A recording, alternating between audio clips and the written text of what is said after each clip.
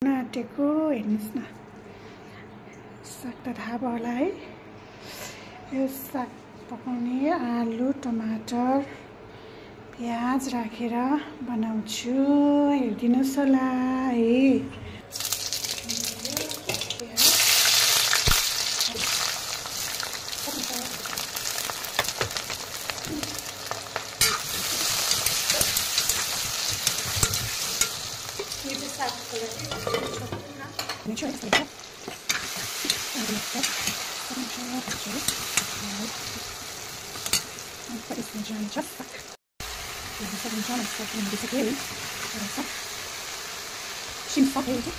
साथीहरू, म चाहिँ फेरि गुन्द्रुकको झोल बनाउनुलाई तयारी भएको छु है। टमाटर प्याज हरियो लसुन र भटमास राखेर चाहिँ गुन्द्रुकको झोल बनाउने छु सादा पाराले है। मलाई खासै आउँदैन, बनाउँछु म। अब हेर्नुहोस् होला, यो तेल पनि रेडी भइसक्यो हाम्रो।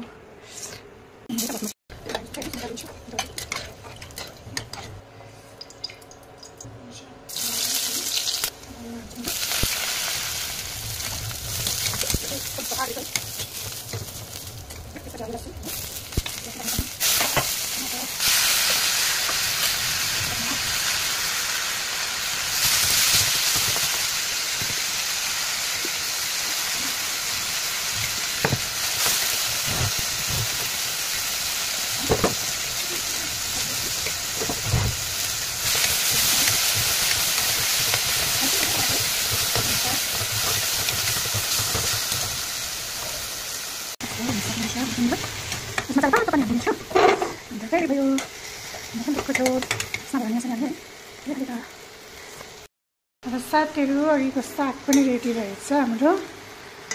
त्यो मैले सिम साग पकाएको थिएँ आलुसँग, भइसक्यो।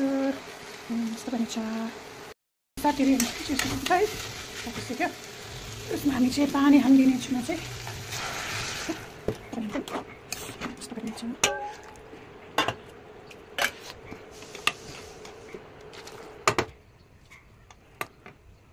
हाम्रो गुन्द्रुक रेडी भइसक्यो, हेर्न सक्नुहुन्छ। यस्तो मिठो हुन्छ है गुन्द्रुक।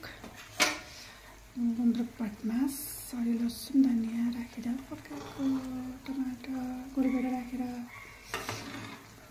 रेडी भयो गुन्द्रुकको झोल। सक्नुहुन्छ।